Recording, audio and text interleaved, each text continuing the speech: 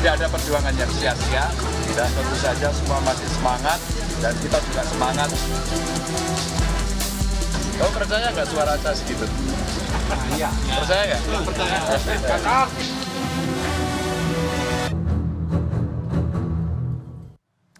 Ya saudara, proses perhitungan suara di KPU belum selesai. Tapi sudah ada yang selebrasi dan juga ada yang mengendus kecurangan pada proses pemilu tahun ini. Wacana hak angket di DPR pun mengemuka untuk mengusut adanya kecurangan pemilu. Namun pertanyaannya, apakah hak angket ini benar-benar terrealisasi atau sekedar jadi bola panas yang saling dilempar menunggu ada pihak yang memulainya? Adalah calon presiden nomor urut 3 Ganjar Pranowo yang pertama menggelontorkan usulan soal hak angket ini.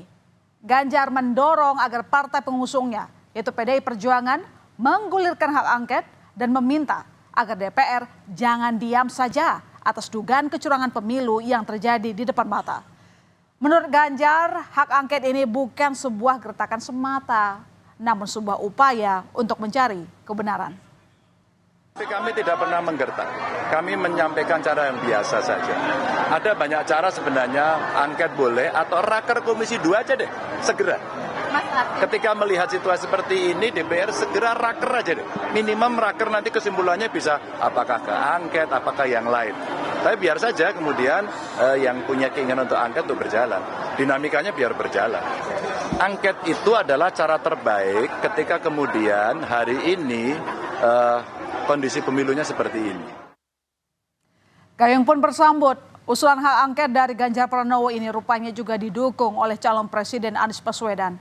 Anies bilang jika hak angket ini adalah inisiatif yang baik.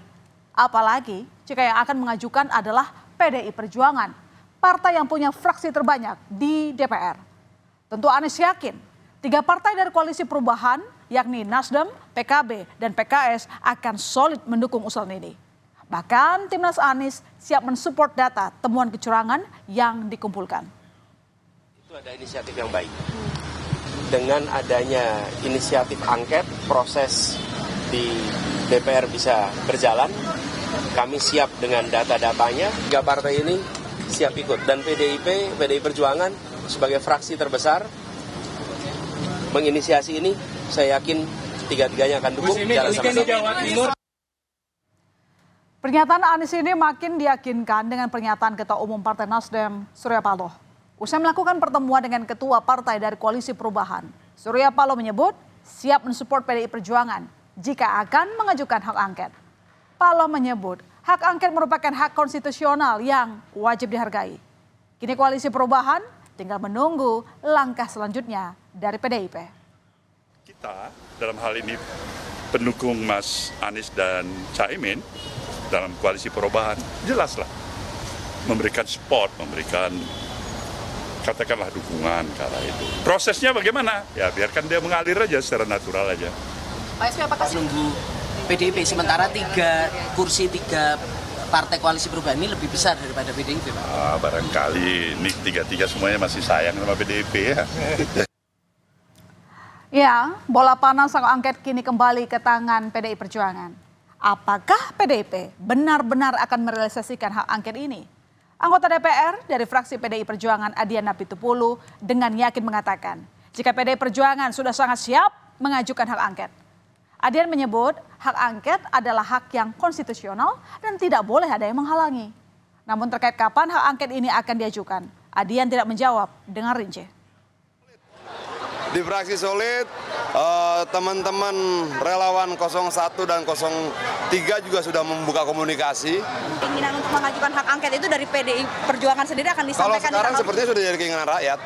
Pas tanggal reses besok itu. Bukan masih sidang, Pak. Itu sangat teknis. Tapi kalau ditanya misalnya apakah kita siap mengajukan hak angket, sangat siap. Apakah rakyat juga setuju diajukan hak angket, sangat setuju. Apakah menggunakan hak angket itu sesuatu yang konstitusional, sangat konstitusional. Kalau genderang perang hak angket siap ditabuh PDIP, ternyata kubu koalisi pemerintah yakni Golkar dan PAN siap menghadang upaya pengguliran hak angket soal dugaan kecurangan Pilpres di DPR. Apalagi saat ini, komposisi partai koalisi pendukung pemerintah diperkuat dengan bergabungnya Demokrat.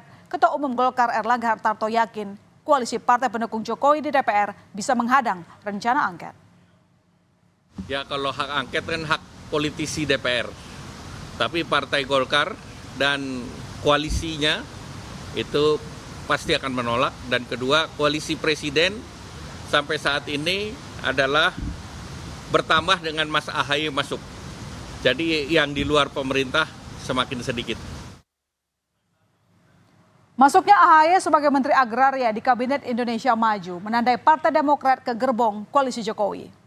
Ya, setelah hampir 1 dekade berada di luar pemerintahan, Partai Demokrat kembali ke gerbong pemerintahan. Sebagai wajah baru, AHY akan menjabat di sisa 8 bulan masa jabatan periode 2019-2024. Dirinya pun siap berkontribusi pada pemerintahan Jokowi. Namun masuknya AHY ini dinilai pengamat politik sebagai politik akomodasi dan juga bagian dari upaya untuk mencegah terjadinya hak angket di DPR. Bersyukur karena ini juga menjadi sebuah momentum Partai Demokrat kembali ke pemerintahan, karena alhamdulillah apa yang kami perjuangkan juga selama ini bisa lebih direalisasikan jika Demokrat bergabung dengan pemerintahan secara langsung. Ini menjadi langkah baru bagi kami semua keluarga besar Partai Demokrat untuk berkontribusi dalam pemerintahan. Bahwa diakomodasinya Partai Demokrat menjadi Menteri AHY ini tentu tidak terlepas dari konteks politik yang belakangan ini berkembang cukup signifikan, yaitu terutama untuk mengamankan supaya hak angket yang digulirkan oleh Paslon 1 dan Paslon 3 ini tidak membesar. Karena kalau Demokrat tidak menjadi bagian dari koalisinya Pak Jokowi, berbahaya. Kalau Demokrat tiba-tiba misalnya memberikan dukungan politiknya, kemudian setuju dengan hak angket, karena hak angket ini adalah hak yang dimiliki oleh anggota Dewan secara konstitusional, secara legal untuk mengaudit investigatif dugaan-dugaan kecurangan yang terkait dengan pemilu. Ya saudara, hak angket menjadi salah satu pelaksanaan fungsi pengawasan DPR pada kebijakan pemerintah. Untuk menggulirkan hak angket diperlukan soliditas partai politik di parlemen. Usulan hak angket diterima jika mendapat persetujuan lebih dari setengah jumlah anggota DPR dalam rapat paripurna. Nah, kami gambarkan potensi bila hak angket jadi bergulir. Saat ini, partai pendukung Prabowo Gibran, Partai Gerindra, Partai Golkar, Partai Demokrat, dan PAN memiliki jumlah 261 kursi. Sedangkan kubu Ganjar Mahfud, PDIP, dan P3 memiliki total 147 kursi di DPR. Nah, misal jika kubu Anies dan Caimin sepakat untuk mendukung hak angket dan bergabung, total bisa menjadi 314 kursi. Tapi sejauh ini belum ada sikap jelas dari kubu pendukung Anies dan Imin.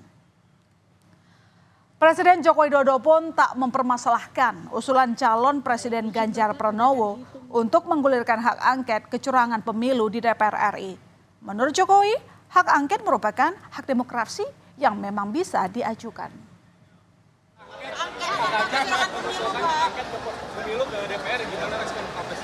Ya itu hak demokrasi, nggak apa-apa kan.